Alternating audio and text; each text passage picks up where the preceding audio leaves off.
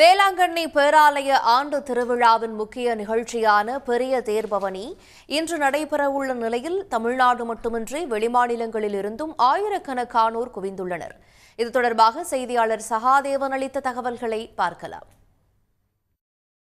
உலக புகழ்பெற்ற வேளாங்கண்ணி பேராலயத்தோட ஆண்டு பெருவிழா கடந்த 29ஆம் தேதி தொடங்குனுச்சு. இந்த சூழ்நிலையில் விழாவினுடைய முக்கிய நிகழ்ச்சியான இந்த பெரிய தேர் பவனியானது சரியாக ஒரு 6:30 மணியிலிருந்து 7 மணி வரைக்கும் நடைபெற இருக்கிறது. திருவிழாவில் கலந்துக்கிறதுக்காக தமிழகம் மட்டும் இல்லாமல் வெளி மாநிலங்கள் வெளிநாடுகள் என ஆயிரக்கணக்கான பக்தர்கள் இங்கே குவிஞ்சிருக்கிறத நம்மளால் பார்க்க முடியுது. இங்கே இருக்கக்கூடிய பக்தர்கள்ட்ட கேட்கலாம், நீங்கள் எந்த பகுதியிலேருந்து வரீங்க, திருத்தேர் பவனியில் கலந்துக்கிறதுக்கு தான் ஃபஸ்ட் டைமா, நீங்கள் தூக்குறீங்க, எத்தனை வருஷமாக அந்த சப்பரத்தை தூக்கிட்டு இருக்கிறீங்க? ஆல்மோஸ்ட் 13 இயர்ஸாக நான் எடுத்துகிட்ருக்கேன். இன்னமும் கூட்டம் வந்துட்டு தான் இருக்காங்களே தவிர கம்மியான இது இல்லை.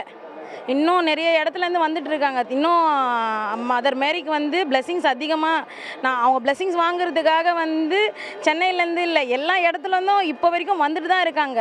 நாங்கள் வருஷம் வந்துடுவோம் திருவிழாக்கு. மாதாவை பார்த்துட்டு மாதாவோட ஆசீர்வாதத்தை வாங்கிட்டு தான் போவோம்.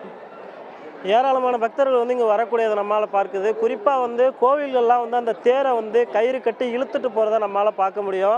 ஆனால் இந்த விழாவுடைய ஒரு சிறப்புன்னு பார்த்தீங்கன்னா அந்த சப்பரத்தை பெண்கள் தோளில் சுமந்து போகக்கூடியதை நம்மளால் பார்க்க முடியும். குறிப்பாக அந்த கோவாலேருந்து வந்திருக்கக்கூடிய கொங்கணி இன பெண்கள் அந்த சப்பரத்தை ஒரு சப்பரத்தை 50 பேர்லேருந்து 100 பேர் வரைக்கும் தூக்கிட்டு போவாங்க. அதே போல் ஆண்களும் நிறைய பேர் ஆவே மரியான்ற அந்த ஒரு பக்தி முழக்கத்தோட அந்த சப்பரங்களை தூக்குறதை நம்மளால் பார்க்க முடியுது. அவர்களுக்கு உண்டான தனியான பாதுகாப்பு வசதிகளும் செய்யப்பட்டிருக்கிறது. மேலும் பொதுமக்கள் பக்தர்களுடைய கூட்டம் அதிகமாக இருக்கிறதுனால கிட்டத்தட்ட தலா 5 பேர் கொண்ட 18 தனிப்படைகளானது அமைக்கப்பட்டிருக்கிறது. அதே போல சாஸ்திரா பல்கலைக்கழகத்தினுடைய மாணவர்களுடைய சிறப்பு கண்டுபிடிப்பாக குற்றவாளிகளை கூட்டத்திலிருந்து எளிமையாக கண்டுபிடிக்க வகையில் அந்த மென்பொருள் பயன்பாடுடைய அந்த தொழில்நுட்ப வசதியுடைய ஏற்பாடுகளும் செய்யப்பட்டிருப்பதாக மாவட்ட காவல்துறை தெரிவிச்சிருக்கிறாங்க. உடனுக்குடன் செய்திகளை தெரிந்து கொள்ள சன் நியூஸ் பெல் ஐகானை கிளிக் பண்ணுங்க.